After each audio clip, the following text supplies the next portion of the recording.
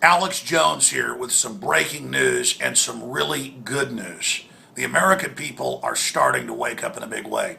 Utah and other states, in bipartisan moves, are coming out and saying, you know what, we're going to pass state laws and give directives in those laws to state police and others not to aid the feds and to block the feds if they try to come into our state and secretly arrest citizens, put bags over their heads, throw them in trucks or vans and take them to airports to be flown out to black sites, rendition centers around the world that have been documented.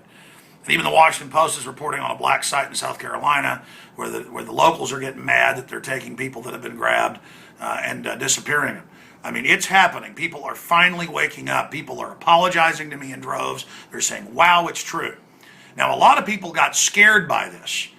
And they said, oh my God, it's all real. We better shut up. And I'm like, no. The tyrants have indicted themselves. They have indicted and they have convicted themselves in confessions of tyranny by passing and signing the NDAA. And the Senator Graham and Lieberman and McCain saying, we want you to be scared. This is for citizens. Citizen wants a lawyer. We say, shut up. You don't get one. You're an enemy combatant. This is written for the American people. It's not for Al-Qaeda. The training manuals, all of it, are for Americans who are aware that the foreign banking cartel has hijacked us and are aware of this corporate takeover known as the New World Order. And it's not working anymore. The basic checks and balances are really starting to kick in. We've got a long way to go, but it's starting to happen. Now, because of this pressure, Obama has come out and said, okay, I'm signing a policy directive. I'm going to show you this in a moment, stating that no one will secretly arrest citizens without due process under me.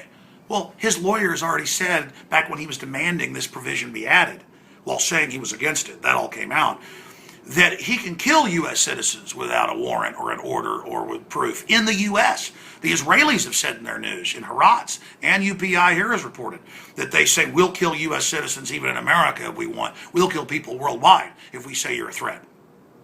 So this is going on. And so they want to, now here's the key. They want to add and codify all of this to legislation so that when they go tell black op operators, military contractors, others, go arrest this talk show host, go arrest this politician, go kill this person, go disappear this person, they've got to give them the order so they think it's legal and lawful. Folks know they've been hung out to dry, just like they ordered the torture at Abu Ghraib and other facilities, but when it came out, they burned them. But then Bush wrote a book last year saying, oh, I ordered that torture and I'd do it again. Well, then why'd you burn your own patsies? Because it was illegal. You understand? Even though they gave the orders, you can't give an order to commit crimes. You can't just say it's legal because you're the executive. So that's what Obama's trying to do. So they can issue secret orders to do this, but then publicly say, oh, I've got a directive saying don't do it. Just like Obama came out and said he's against NDAA, and it turns out he demanded the dictatorial provisions be given to him. Just like he then said he'd veto it, and he didn't. And on the last day of 2011, on New Year's Eve, signed it when nobody was watching and gave a signing statement saying he can secretly arrest you and kill you, but he won't. So again, this is all happening, and this is how these lawyers manipulate all this. But I want to show you a couple articles here. Obama issues policy directive exempting American citizens from indefinite detention.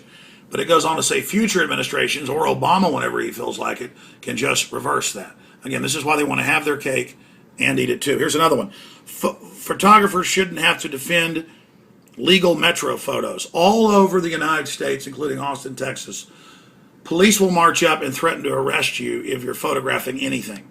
Or even talking on your phone, they're now saying turn it off. It's all about bossing you around and letting you know you're a slave. Also, they've introduced H.R. 347 that's passed the House by a whopping 388 to 3, saying federal parks, monuments everywhere, just if they say leave, you're not allowed to talk to people, nothing. You're instantly charged with trespassing on your own public property.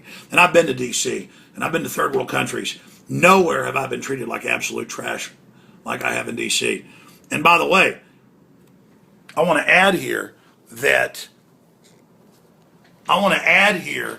to everybody that it's not just me in D.C. trying to film, being people running over, treating me like trash. It's women, middle-aged women with their teenage kids. It's families. The police and the security guards want you to know you're scum. You pay our checks. And they want to take that DC model of just treating us like we're in North Korea and spread it everywhere. But it's not working. We're not North Korea. We're not what happened in Nazi Germany. We're not Russia. Americans may be lazy at certain levels, about their freedoms, but they're waking up. Now I want to show you something else, because all over the country they're saying you can't photograph anything because you're a terrorist. And in these manuals it says wearing blue jeans, having cell phones, paying for coffee with cash is terrorism. I want to show you something right now. Come out here. We're here in Baton Rouge, and we got this hotel room so we could broadcast from here. And look at that bridge over there that goes across the Mississippi. And again, they say that simply videotaping this is a sign that I'm a terrorist, and that I've got the training videos and manuals, and that I should be put in some type of database. This is the type of outrageous garbage, as if terrorists wouldn't just go to Google Maps or Google Photos or Google Street View. It is ridiculous. They say filming things, and architecture students get arrested all the time or detained, their cameras taken, and they're expanding this out to everything, filming bridges or buildings. This is being done everywhere. This is being done all over, not just the U.S., but the world, to make us all feel like we're guilty, to make us think that normal activities are proof of our evil. When meanwhile the system is spying on us, surveilling us, shipping guns to Mexico, arming people, doing things to destabilize our country. It's ridiculous. It's all about making us not trust each other, but then trusting their system. And telling us we can't photograph monuments in D.C. because we might be a terrorist when you're a tourist there. This is what we're talking about. And it's asinine. And police arresting people and saying you can't film police in public, and then charging them with wiretapping when they know full well that's not what wiretapping is. This is a government out of control. It happens everywhere else. It's happened here. Let's wake up. Let's admit it, and let's start exercising our rights openly. When a cop comes over and says, "What are you doing photographing?" say, "What are you doing talking to me? I'm innocent until proven guilty. I'm not doing anything wrong." Quit implying I've done something, and this is all about you henpecking me and creating this culture of tyranny and this nanny state where kids get arrested for running on the playground, and now they're shutting down parts of boardwalks or putting signs up saying don't walk on the boardwalk because it's no longer safe. I mean, this is a prison, and they're telling us it's all being done for our safety. Well, a new film that I'm going to release tonight titled New World Order Blueprint of Madmen deals with the real numbers and what the real threats are to humanity. And it's not fake terrorists or all this garbage. It's governments. It's democide. And it's going to premiere tonight at prisonplanet.tv at 7 o'clock Central. And then we'll also post in the next few days for everybody at Infowars.com. So go see the real threat. You're the real threat, as the founding fathers said. Big government, you're the problem. You're the problem.